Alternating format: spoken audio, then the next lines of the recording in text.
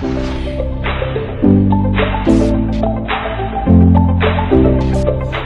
and welcome to another day with ZIMALETA. In today's video I'm doing drywall.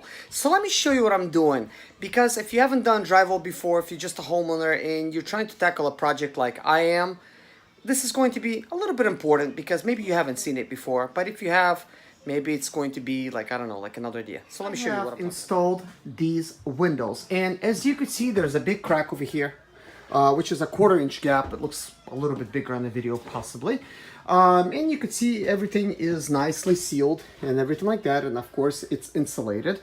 Part of the reason you would like to create like a little gap like this is because windows are all kind of crooked. Like I mean, if you look at this side like a little bit, because they're vinyl windows and they put them up, build them at the factory. This edge, it's a lot less than a 1/4 inch, and this one's probably a little bit more than a 1/4 inch. And the wood could also be a little bit crooked when you actually install it. So for those reasons, it just makes your job a whole lot easier to install windows. But guess what, guys? Now when you start doing drywall, check it out. This window was done exactly the same way. Now we got a piece of drywall in here. This is a drywall that I am reusing. I haven't done the bottom piece just yet. But just to show you, obviously there's a solution. Once you put like drywall and stuff, it covers all the gapping that you would see around the window like that. You could clearly see there's none of it here. So feel free to make a 1/4 inch gap when you install the windows. And of course, before you install the windows, make sure you protect to wrap them or whatever other wrap that you have in your state. There's also windows over here the same way. I have installed them here. A little bit less of a gapping. With this one, I try to be a little bit more precise, and boy, what a mistake that was, because it was very difficult to install these windows. I actually had to put a piece of wood, and I had to kind of like knock it like to the side in order for it, you know, to give me like a little bit of, you know, raised room there. But it's okay. I've definitely learned that having a gap, it's a lot better than not having it. In case you guys are new to my channel, my name is Serge, also known as ZIMALETA. This is obviously my stage name and brand name at the same time because I have a company, ZIMALETA LLC. What do I really do? In case you guys are new, I try to help you guys with my channel, with my different videos, and I value my audience very, very much. It gives me something interesting to do.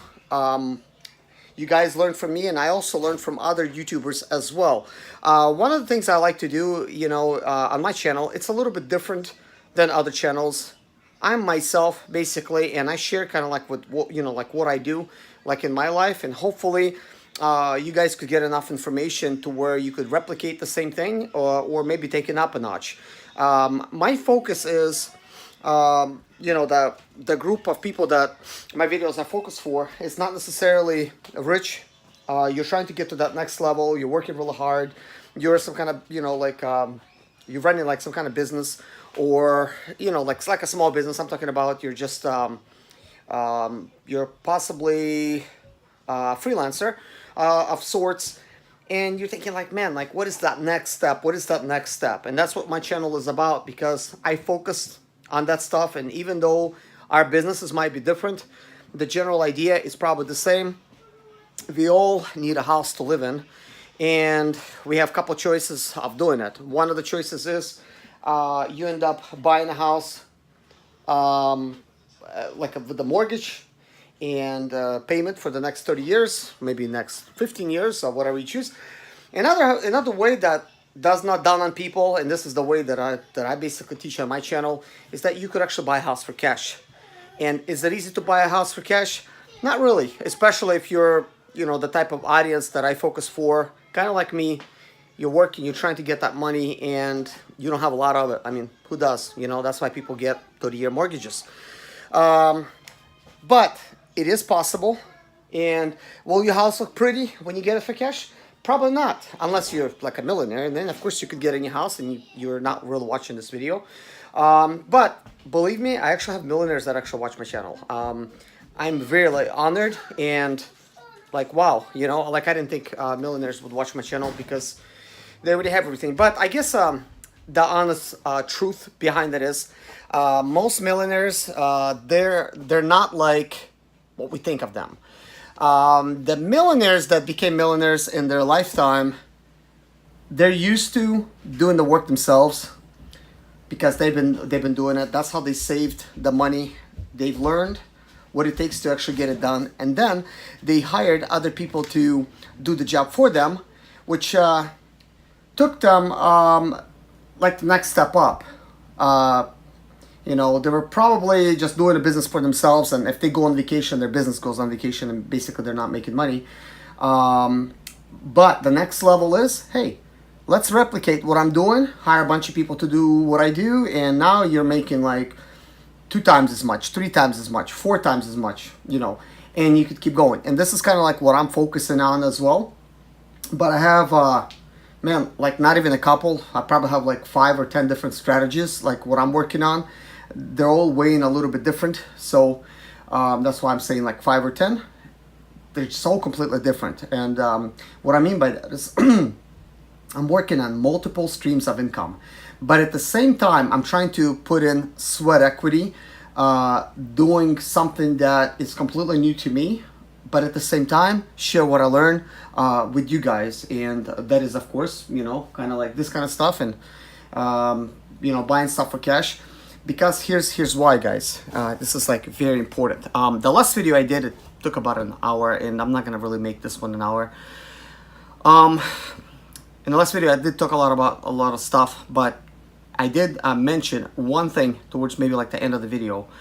This home here, I did buy for $13,000, and once I do fix it up, the market value in the condition that it's not fixed up, just by the square footage, by the zip code, because I'm next to the lake, because I'm next to the golf course, I'm in a pretty good zip code, even though the house is not that cute, but that doesn't matter. The property is nice and big. It's almost an acre. It's 0.70 basically. So technically, here's what could happen, and I just kind of like mentioned this. I said, hey, if I end up selling this house, because, you know, I'm making it look kind of nice and, you know, making it more comfortable than it would have been initially, I could probably sell it for like $150,000. But let's back up a little bit. The market value for this house right now is over $127,000, and it's been going up and up and up. When I first got it, it was only like, I think like $65,000, and even then, I was like, wow, you know, I only spent $13,000, and at the time, I still did not invest that much, maybe like $8,000 or $10,000, and I was thinking that it's not going to be a huge investment from cash. But also, I knew this: if I'm living in the house, that means I'm living rent-free. That means that money that I would have paid for rent, because it would have been the only money that I would have and I would have paid it for rent and then have like nothing left over. Instead of paying rent, I could just reinvest it in my house. And when I did the math, I'm living here approximately 3 years, a little bit less than 3 years. So technically my rent is about $1,400 a month, which is quite a bit more than I would have paid if I would have been living, you know, in apartments or something. But that's okay. It's not an issue, because I think my total investment right now, a little bit over $40,000 in the house, obviously the property, everything that's in as far as materials, and of course my sweat equity. So if I sell it for like $150,000, I'm easily walking away with like $100,000. And I mentioned this specific thing in that video. And then I'm thinking, man, I didn't even think about selling this house because I feel so attached to this house. I fell in love with it, and I know what you're thinking. Some of you guys are thinking, man, how could you? Because it's just a house. But this house feels like home to me for the past 3 years, and we really love the location. It is very quiet here, and it's not boring. It's not like we're like way out in the boonies. We have all the amenities here of shopping and everything like that. Like the nearest Walmart's like 8 miles. The nearest Food Line, it's like 6 miles. But anyways, we have shopping all around here. And the lake is only 3 miles away. The golf course is 3 miles away. I don't golf, but because of the golf course, there's a lake community there, Edgewater community. It is still in the process of being built up, and the cheapest price of a house is $400,000 there. So I know that this house will raise in value just because I'm in the right area. And it has definitely shown that over the course of almost 3 years, this house has went up in value quite a bit. So when I mention that I'll be walking away with $100,000 cash, and then of course I'll get my materials and my sweat labor kind of like refunded to me in a way. So technically I'm walking away with $150,000 once I do sell, you know, minus the taxes and whatnot, if I was to sell. So then I'm thinking, and I mentioned this already, I would be technically able to do this again in any other city and state, and just pick up another foreclosure. With very little effort, I could fix it up, because now I'm going to be skilled in this labor. I'm not going to do the same mistakes I did here, which is not major mistakes. You know, when I made mistakes, I already redid it, and yeah, it cost me a little bit more work. It's okay. It's not an issue. It's just labor. And I do enjoy working on my own house.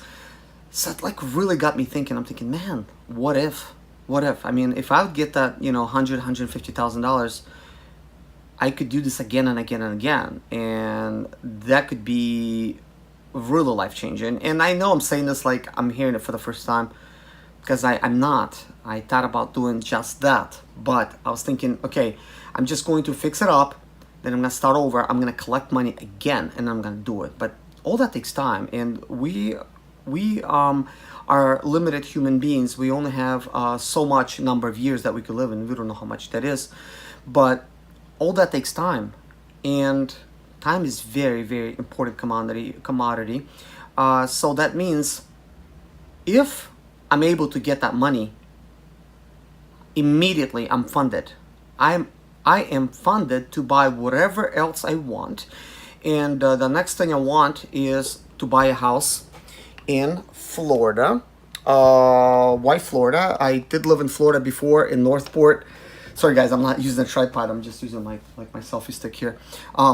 I did I did rent a house in Florida before. We lived there for a couple years. We enjoyed it. We know everything about it. Like, and the place I'm talking specifically is Northport, Sarasota, Venice, Inglewood, you know, Port Charlotte, those type of areas. I really like that location.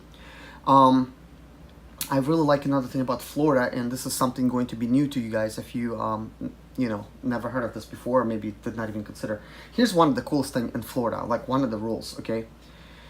And this is if you're worried that you're going to get sued and you're going to lose your house, which I'm beginning to think about. But hey, anyways, here it is. Florida allows you to buy a house, any kind of house, okay? It could be a mansion, up to 1 acre of land. Nobody could sue you and take the house away. Correct me if I'm wrong, but I already know this because I've been reading a lot of books on real estate investing. I've been really researching this topic a lot, and I've probably been reading them for about 5 years now. You know, I'm just constantly reading, rereading, buying new books, getting motivated, and just keep going. So it would allow me literally to just buy again a very nice house in Florida as a bank foreclosure, because you need cash in order to buy a bank foreclosure. I just, you know, you can't mortgage it and stuff like that. And that means if I would buy a house in Florida, I could get a bigger house. It'll already be kind of like done. All I have to do is do the same thing I done in here, give or take, because this was like a big undertaking. I mean, for me, because I never done it before, and I'm doing it with like no cash in bank, basically, when I first started. Now it's a little bit different, of course, but the second time I would do it, it would be so much easier. And guess what? Every single millionaire that I read about in my books, this is how they started. They got their first house, a lot of times for $15,000, and they sold it for like $80,000, and then they moved on to another house and they fixed it up and they sold it again, and boom, boom, boom, again. And before you know it, they're like millionaires. And there's a whole strategy behind it. Everybody has a different one. I know of a one, and of course I'll be sharing these kind of strategies on my channel. So that is like very important. And here's another thing, why I was talking about getting sued and stuff like that, and why would I actually worry about that. It is one thing if somebody comes on your property and they trip and they sue you for everything that you got. And of course, you could prevent that by just not inviting anybody over that potential will sue you. But there's a whole another thing. I just contacted the insurance company, a car insurance company, and I tried to shop around for the cheapest rate. And like, I called like many different insurance agencies, and they're like, hey, it seems like you have a liability insurance and you just have the state minimums. I'm like, yep, that's what I want. I just want state minimums. They're like, are you a homeowner? I said, yes. They're like, homeowners normally get like $300,000, you know, like liability and stuff. And I said, well, why would I? And they said that if, let's say like I hit somebody and it's not enough for the insurance company to cover for like $50,000 or whatever, you know, because now hospitals are very expensive, then they could come to you for everything that you got, basically. And if you're a homeowner for cash, now you have something to worry about because you got something to lose. If you're not, like, what are they gonna do? Like, you can't squeeze water out of a rock, you know? If you don't have nothing, like, what's gonna happen? Like, nothing. But if you do have something, it's something to worry about. That's why it is going to be very important for me to move to Florida. But I know I said I will never sell this property. I don't know if I said never, but I said I don't want to, for sure. But here's the thing, I have two properties. And the one that's next door, the business property, I don't want to sell that. There is ways of protecting myself, and there's a whole strategy behind it, which I could protect myself and, you know, keep me from losing that property. One way is I will mention is, let's say that property belongs to a corporation. It does not belong to me. If I get sued, I don't lose that property. Okay, so that is one of the ways. But there's a whole strategy behind it, and I'm pretty sure some of you guys already know it. I will record another video, which will be on a strategy. Should I sell the house or should I leverage the house? And that will be in the next video, because that is another interesting topic that I thought about, and you will see why I thought like that. That's actually a really good strategy. In that strategy, it's like I could have a pie and I could eat it too. That's the type of strategy that I talk about, that I think about. I'm always the type of guy that will ask you, if you tell me, so you want a pie and eat it too? I'm like, why not? What's the purpose of having a pie and not eat it, right? So that's the way I think. It's completely outside the box. And I also think a lot about other stuff, because I live completely outside the box, and I think about stuff that a lot of people tend not to think about because they're so busy paying their bills that it does not really occur to them. But I think about those things, so I will mention them on my channel to help you guys, you know, learn, you know, something like that, and like a little strategy, because I think it's important to strategize, because if you have a strategy, then you're gonna achieve anything. Before I go, I'm gonna leave you with this. I have read this recently in an article. It said these important words. It says that if you don't have a dream, you're going to basically work for somebody else that has a dream and help them basically kind of like fulfill it. The words were a little bit worded differently, but that's how it is. You have to be able to dream, because if you dream, you're able to follow your own dream.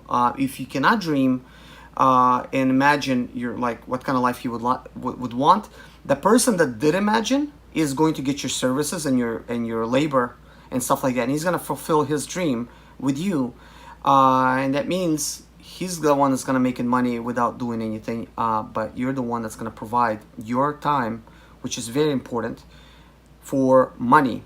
And at the end of the day, if it comes time to let you go or whatever, he's not going to care, or she or the company, that they're going to let you go or whatever, because you sold your time to them. So it's not like you gave it to them, and all they care about is saving money. So you have to learn how to dream in order to achieve like what you want. One thing that I always did, and you guys, if you been watching me, you guys know that I know how to dream.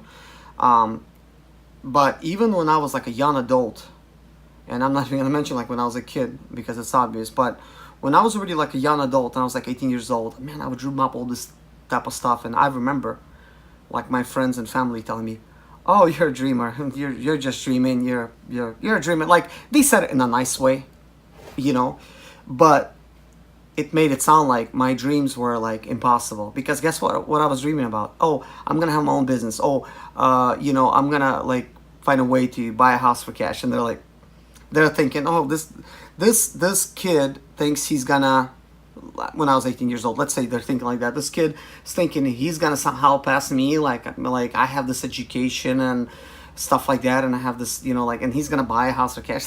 Who does he think he is? You know, that is like the type of mindset. It's almost kind of like a similar idea, you know, when you're kind to somebody, but they completely take advantage of you.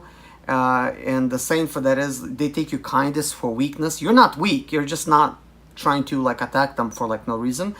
So they will attack you and take advantage of you and stuff like that. Like, this is the same way, and it's like so true.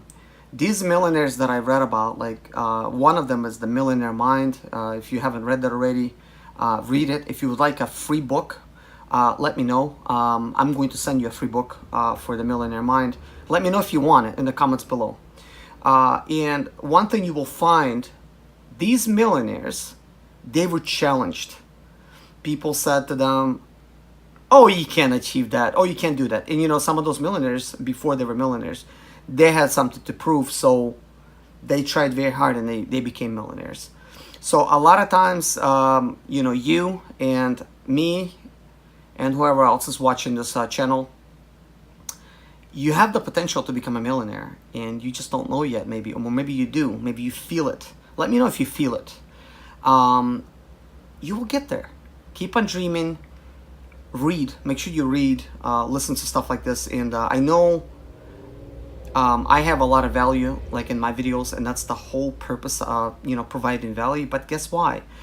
I am getting that value from audiobooks. I'm paying for those audiobooks. I have a huge library now of books. They're all audible, because that's basically fast food of reading, I guess. I'm able to get it fast and on the go. I don't have time to sit down and read. Kind of like, I don't have time to sit down and eat. You know, how interesting is that? But guess what? I'm soaking in all that knowledge. And what do you think is going to happen? I'm going to chew it up, and I'm going to, you know, basically give it to you guys already done. You know, here you go. You know, because it is part of me now, and I don't even know what's part of me now, or what's my own mindset anymore, or what's the millionaire's mindset, because it just feels natural to me. It feels like it's part of me, and I know what I want, and I will get it. And I want to help you get it. So thank you so much for watching. If you enjoyed this video, please hit a like on this video. Please subscribe if you haven't already, and check out my other videos. I have like over 500 videos, and all my videos are different. I have my own niche, and I will continue making good videos and making better videos. But I also think it's important to make videos like this. I'm sending to you. I'm a little bit sweaty. I stopped my work. I was working on my windows here just to share this idea with you guys, because I think it's important. So thank you guys so much for watching. Take care of yourself, and God bless you.